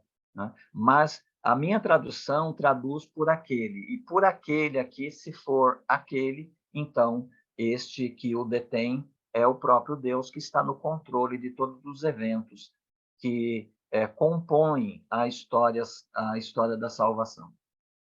A vinda desse ímpio se dá por meio da força de Satanás, com todo o poder, sinais e falsos milagres. Veja que as três expressões caracterizaram o ministério de Jesus e as três expressões caracterizaram o ministério dos apóstolos na igreja primitiva. Essa expressão, poder, sinais e falsos e milagres. Então, poder aí são, lá no livro de Atos, a minha versão traduz como feitos extraordinários. Então, poder, sinais e milagres. Então, essas três coisas caracterizaram o ministério de Jesus, caracterizaram o ministério dos apóstolos no período da igreja primitiva. E você pode imaginar como essa pessoa será convincente ao realizar poderes, sinais e milagres. E quantos serão levados, atraídos, né, por esses sinais, e quantos, em função desses sinais, passarão a adorá-lo como se ele fosse Deus, o que é a pretensão dele, né? Como Paulo disse ali no verso 4. E com todo o engano da injustiça para os que perecem, pois rejeitaram amar a verdade para serem salvos. Veja, os crentes estão protegidos. Veja que essa manifestação aí do homem do pecado, né, com todo o poder, sinais e falsos milagres, e com todo o engano da injustiça, é para os que perecem. Os verdadeiros crentes, né, não vão perecer. Isso aí é para os que perecem, pois rejeitaram amar a verdade para serem salvos. É por isso que Deus lhes envia, aqui novamente, Deus detendo, né, todo o controle sobre os eventos salvadores, é por isso que Deus lhes envia a atuação do erro. A atuação do erro é exatamente o homem do pecado, né? A atuação do erro para que creiam na mentira. É o mesmo que o Paulo disse lá no capítulo 1 de Romanos, a partir do verso 18 até o 32, quando Paulo, por 3 vezes, ele usa a expressão "e Deus os entregou". Então, eles transformaram a glória de Deus invisível em imagens de coisas corruptíveis, como homens, aves, quadrúpedes e répteis. Deus os entregou. Eles fizeram o uso contrário à natureza do homem e da mulher com relação à sexualidade. Deus os entregou. Eles não glorificaram a Deus como deviam. Deus os entregou. Então, essa entrega é simplesmente quando a graça que detém o avanço do mal, ela é removida, e então a pessoa segue o seu caminho para o seu próprio perecimento, para a sua própria destruição, coisa que ela já estava a caminho, né? Então, é por isso que Deus envia a operação do erro para que creiam na mentira, para que sejam julgados todos que não creram na verdade, mas tiveram prazer na injustiça. Aqui é um evento do final dos tempos, mas que Paulo toca aqui apenas de passagem. Mas o que se dizer dos crentes, né? Os crentes estão seguros. Veja como Paulo diz para eles: mas, irmãos, amados do Senhor, devemos sempre agradecer a Deus por vós, pois ele vos escolheu, veja, ele vos escolheu desde o princípio para a salvação. E quais são os meios que Deus aplicou, né, para que essa escolha lá na eternidade, lá no princípio, quais foram os meios que Deus aplicou para que essa salvação, essa escolha se efetivasse na vida dos crentes?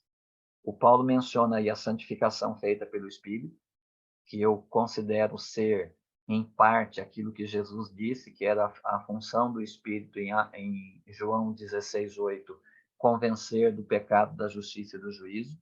Mas eu considero também que é obra do Espírito fazer aquilo que Jesus disse acerca dos crentes lá em João 15, quando ele fala: eu sou a videira verdadeira e vós sois os ramos. Ou seja, é função do Espírito Santo nos colocar em Cristo, para que então a vida de Cristo comece a fluir em nós. Então, esta santificação feita pelo Espírito, que é feita em função da fé na verdade, mas você jamais poderá ter fé na verdade sem essa operação do Espírito Santo. Por isso que, para mim, a operação do Espírito Santo, essa santificação, essa separação do Espírito Santo, ela vem primeiro do que a fé. Primeiro você é vivificado, e depois vivificado, então você crê. na verdade. E para isso vos chamou pelo nosso evangelho. Como é que eu creio, né? Como é que eu creio na verdade? Essa verdade vem a mim por meio da pregação do evangelho. E a pregação do evangelho é o meio pelo qual Deus efetiva o seu chamado. Ele me escolheu desde o princípio e pelo evangelho, pela pregação do evangelho, ele então me chama, né, para o seu propósito. E qual é o propósito? Alcançardes a glória de nosso Senhor Jesus Cristo. Se o homem do pecado, né, o filho da perdição, ou o diabo, ou qualquer outra coisa, pudesse desfazer essa obra divina, então esse homem do pecado, ou o diabo, ou qualquer outra coisa, seria mais poderoso, mais forte do que Deus.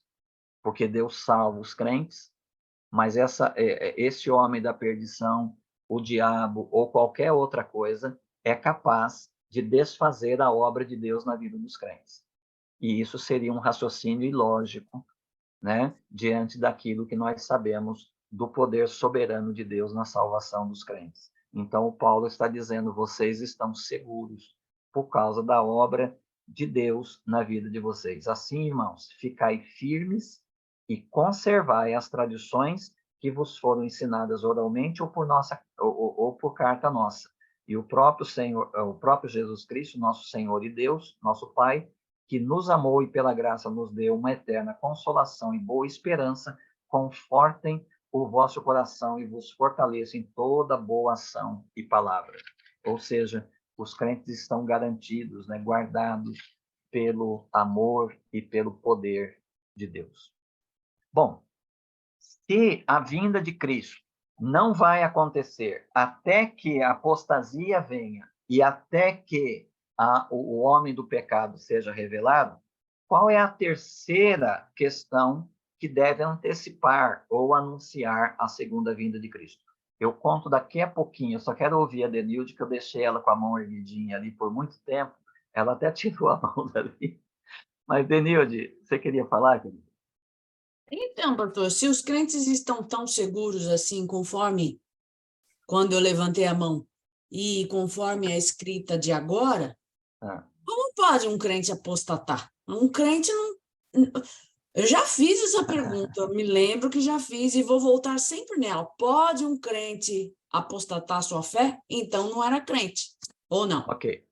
Eu posso caminhar com a resposta que o João nos dá, né, na primeira carta que eu mencionei agora há pouco, né? O João diz assim, saíram dentre nós porque não eram dos nossos. É assim que eu entendo a apostasia. Eu não entendo a apostasia como a possibilidade de um crente perder aquilo que Deus deu para ele. O Paulo escreveu aos Coríntios e ele disse que os dons de Deus são irrevogáveis, né? Deus não dá algo para se perder. Não faria menor sentido, né, Deus ter sacrificado o próprio filho para salvar um crente que depois alguma coisa pudesse fazê-lo se perder. Não faz o menor sentido. Por isso que o Paulo, lá em Romanos 8, verso 32, ele diz, né, se Deus não poupou o seu próprio filho, antes o entregou por todos nós, como não nos dará com ele também todas as coisas? Como é que Deus daria o seu filho para nos salvar, para simplesmente qualquer coisa posteriormente fazer nos perder? O crente que não tem a sua firmeza, a sua esperança na obra de Cristo na cruz, é aquele crente que ele acha, né, que a vida cristã, ou pelo menos a manutenção da vida cristã, depende do desempenho dele. Então, ele não está confiado na obra de Cristo. Ele está confiado no desempenho dele. Esse crente, ele vai funcionar como uma gangorra. Um dia ele vai estar entusiasmado, outro dia ele vai estar lá embaixo. Um dia ele vai estar animado, outro dia ele vai estar desanimado. Um dia ele vai estar seguro da sua salvação, outro dia ele vai estar inseguro. E quando ele chegar à beira da morte, qual vai ser o sentimento predominante? Vai ser, eu estou seguro? Ou vai ser, eu não estou seguro de que eu vou para o céu. Não faz sentido. Isso seria uma tortura psicológica. Não seria salvação. E a gente não poderia chamar isso de graça. Isso seria, na verdade, uma tortura. Então, de fato, Deus nos salvou pela obra de Cristo na cruz. E a sua graça nos apanhou em suas próprias mãos. E como disse o Paulo, finalizando o capítulo 8 de Romanos, nada nos poderá separar do amor de Deus que está em Cristo Jesus, nosso Senhor. Logo, eu devo entender que, 2 pontos, essa apostasia visível e grande e em massa, que é o primeiro evento descrito aqui, quando da volta de Cristo, esses apóstatas não eram crentes em momento algum. É isso? Eu acredito que seja assim. Porque eu não acredito que um crente pode ser crente hoje e amanhã deixar de ser crente. Porque não é o crente que se faz. O crente é crente porque Deus o fez crente. Isso, em hipótese alguma, nos convida a cruzar os braços. Veja a exortação com que o Paulo termina, né, essas palavras, né? Ele diz assim, irmãos, ficai firmes e conservai as tradições que vos foram ensinadas. Apoiem a mente de vocês nessas coisas, apoiem o coração de vocês nessas coisas. Não fique naquela, né? Ó, uma vez salvo, sempre salvo. E aí, e isso levar vocês, né, a não vigiar, a não buscar. Não. Os crentes que são crentes, como Paulo definiu os Tessalonicenses, eles têm fé atuante. Eles têm amor prestativo. Eles têm uma esperança bem firmada em nosso Senhor Jesus Cristo. E como Paulo vem dizendo, nisso vos aperfeiçoeis. Cresçam nisso. É a dinâmica da vida dos verdadeiros crentes. Pastor, Ok? Sim, Rafael. e tem um questionamento. Para mim, não sei se o ser humano, não sei se sou eu, se é o ser humano que fala, né? Porque, assim, a palavra crente é, não sei, é aquele que crê em alguma coisa. Sim. Então, o católico pode ser que crê numa estátua de sal, uma estátua não sei o quê, não sei o quê. E a Bíblia não fala nisso. Então, ela está se apostatando da fé, porque a Bíblia não fala que a gente tem que crer numa estátua de pedra. A Bíblia fala que a Tá. gente tem que crer no Espírito Santo de Deus. Não é assim que fala? A Bíblia fala. Então, Tá. Bom, qualquer pessoa na nossa sociedade que se referir a alguém como crente sabe o que está dizendo, né? Há uma distinção bem clara hoje. É lógico que todos nós cremos em alguma coisa, tá? Mas quando a gente se refere a alguém como crente, né, nós sabemos do que nós estamos falando. Por quê? Porque aí, crer, todo mundo crê. A grande distinção entre o que o crente crê e o que os não crentes creem é o objeto da fé. O que determina se uma pessoa é crente no sentido bíblico, né, ou não, é o objeto da fé. Então, uma pessoa pode acreditar em qualquer coisa, mas no que os crentes acreditam? No que eles creem? E crer aí não é acreditar. Crer aí é confiar. Imagine que você precisa de um suporte debaixo dos seus pés. Você está planejando sua vida futura, mas você precisa de um alicerce. Você tem que ter algo firme debaixo dos pés para te dar esse impulso, para você construir a sua vida. Os crentes, eles depositaram toda a sua esperança para esta vida e para a vida futura em Cristo e na obra que ele fez na cruz. Então, não é a minha fé, não é no que eu acredito. O que faz o crente é o objeto da sua fé, não a fé dele. Essa é a distinção entre a fé salvadora e outros tipos de fé que as pessoas vão usar assim de modo mais corriqueiro, dentro do senso comum, né? O que faz o crente ser crente não é no que ele acredita, mas é o objeto da sua fé. Ele abandonou toda e qualquer confiança em si mesmo, nas suas obras ou em qualquer outra coisa para a sua salvação. Ele entregou toda a sua confiança em Cristo. Ele se lançou sobre Cristo. Para viver ou para morrer, ele se lançou sobre Cristo. E ele vive nessa confiança.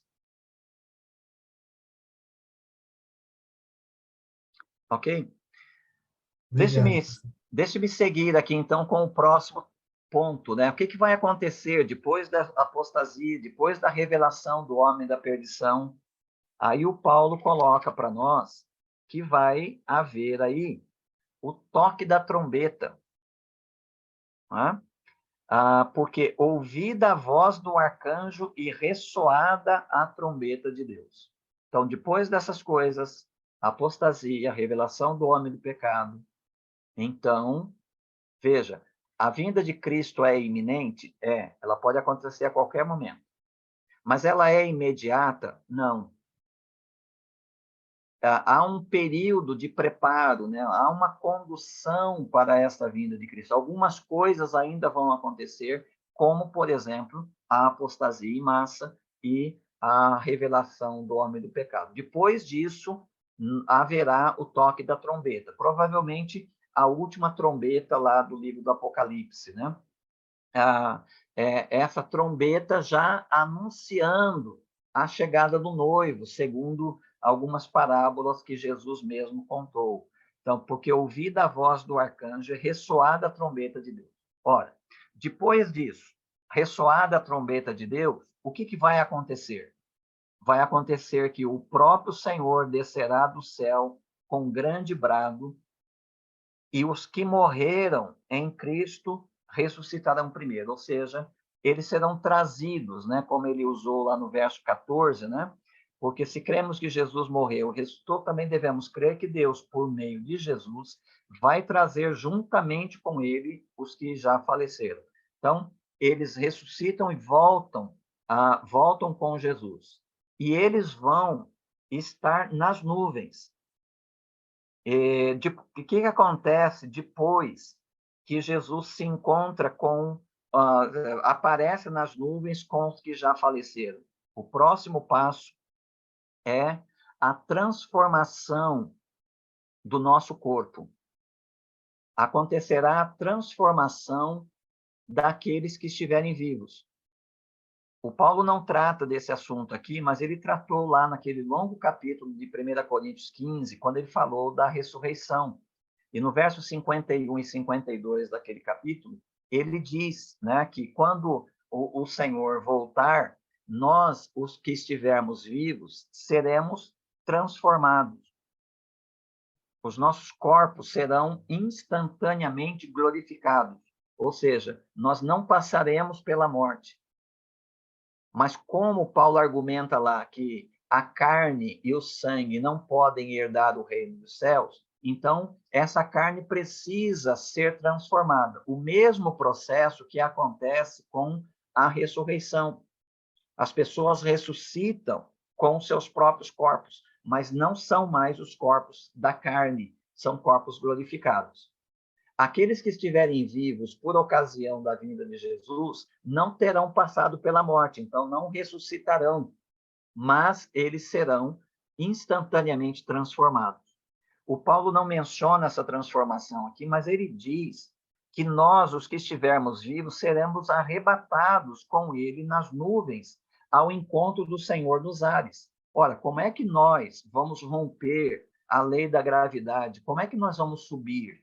O único corpo capaz de subir, a exemplo do que aconteceu com o corpo de Jesus, quando ele voltou para o céu, diante da vista dos discípulos, conforme a gente lê lá no capítulo 1 de Atos, O único modo desse corpo subir dessa forma é ele ser um corpo de outra natureza.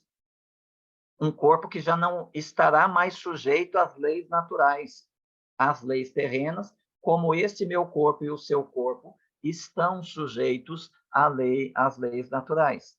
Então, aqui está implícito aquilo que o Paulo tratou lá em 1 Coríntios 15, versos 51 e 52. Então, nós seremos arrebatados e nos encontraremos com o Senhor nos ares. O que acontecerá logo depois disso? Ora, o verso termina dizendo que quando nós nos encontrarmos com o Senhor nos ares, nós estaremos para sempre com o Senhor. Essa expressão aí, estar para sempre com o Senhor, tem que esperar um pouquinho. Ela está colocada aí, mas tem um evento entre nosso encontro com o Senhor nos ares e estarmos para sempre com o Senhor. Tem um evento aí que o Paulo vai tratar aqui no capítulo 5.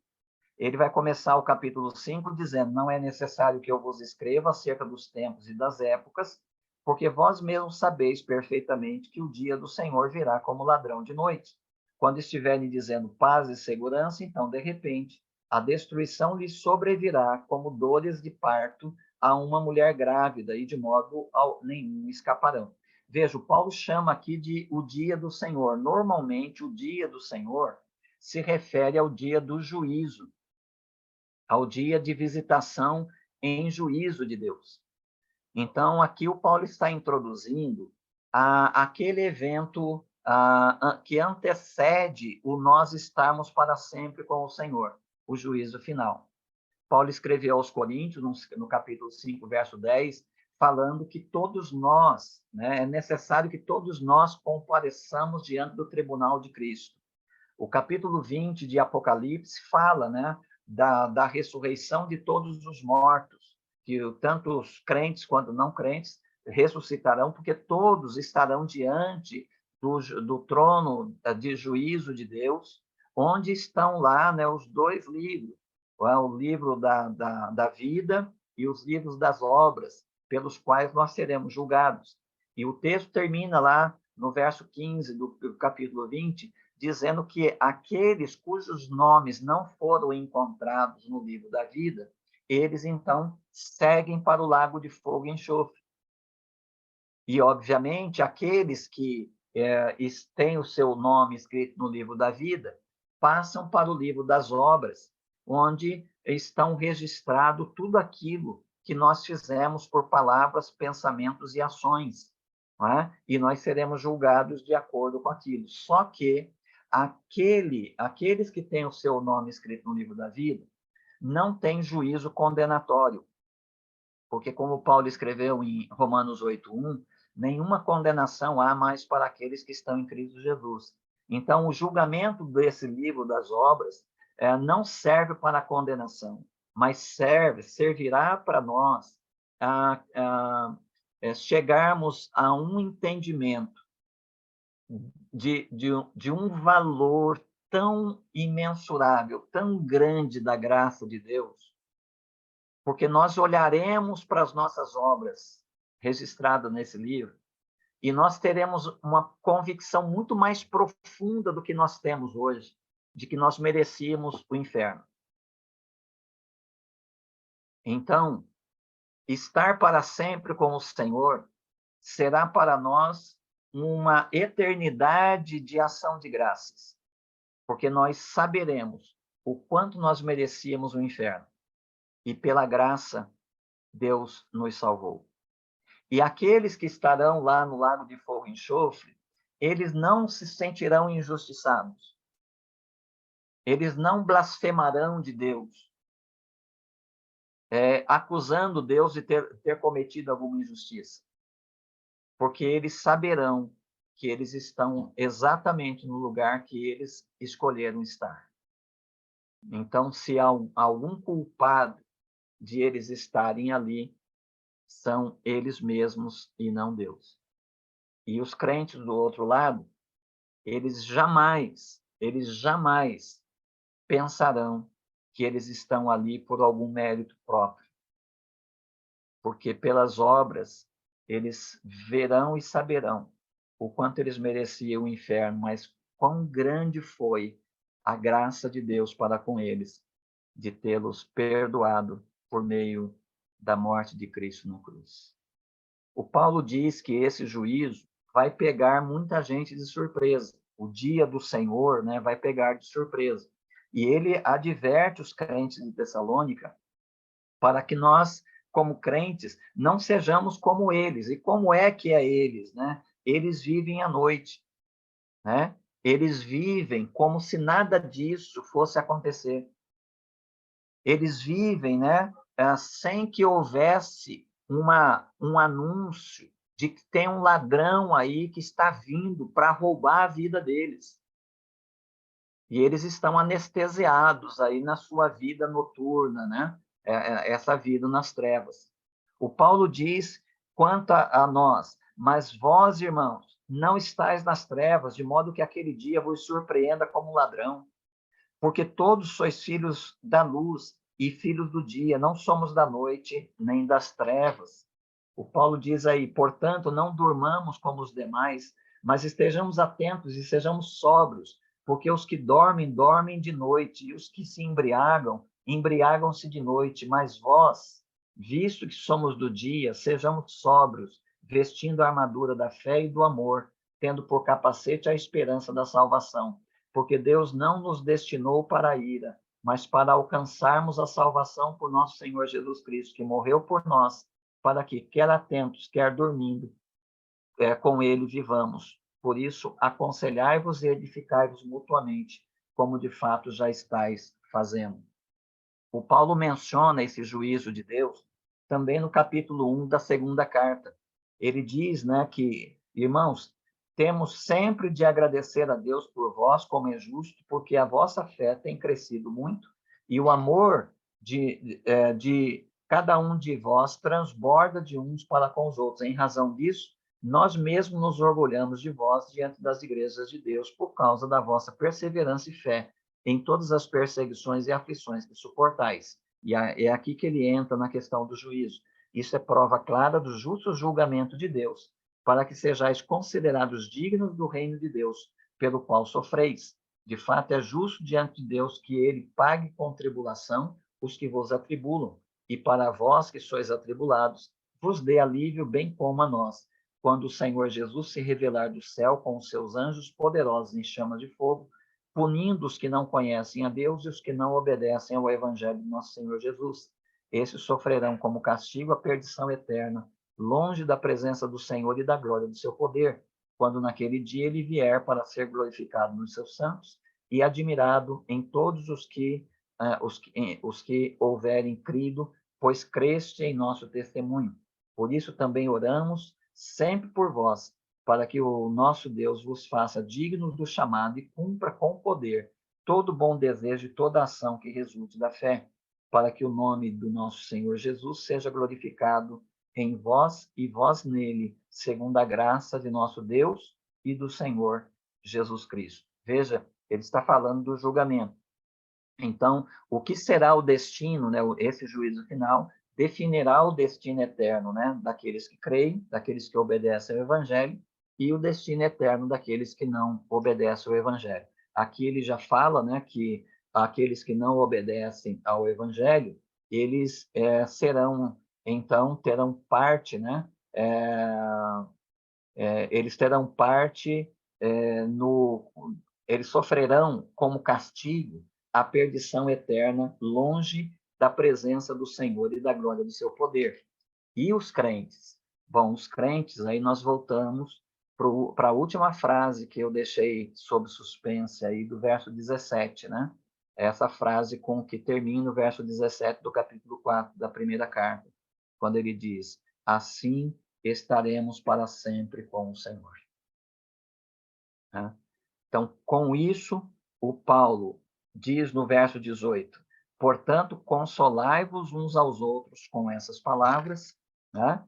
E diz também no verso 11: por isso, aconselhai-vos e edificai-vos mutuamente, como de fato já estáis fazendo. Então, veja como Paulo fecha dessa forma, a estrutura das duas cartas, né, que ele adiantou para nós, quando ele reconhece ali no verso 3 do capítulo 1, a fé atuante, o amor prestativo e a vossa esperança bem firmada em nosso Senhor Jesus Cristo, que caracterizava já aquela igreja com menos de um ano de vida cristã ali em Tessalônica, em meio a tantas tribulações, a tantas lutas, mas que já se mostrava uma igreja tão amadurecida, tão forte, uma igreja que divulgava a sua fé, né, não só ali nas proximidades, mas também em toda a região da Macedônia e da Acaia, como Paulo diz, né? Uma igreja que socorria os necessitados, que era prática, né, na questão do amor, precisava corrigir essa questão do aspecto do amor em termos de disciplina, né? Mas o Paulo escreve, recomenda isso para eles e incumbe eles, né, com essa autoridade para fazer isso, e depois fala da esperança, de como eles poderiam aperfeiçoar ainda mais a sua firmeza na esperança bem firmada em Cristo. Ok? Assim terminamos aí as duas cartas. Devolvo para a Eliana, e se tiver alguma pergunta aí, tempo, eu estou à disposição.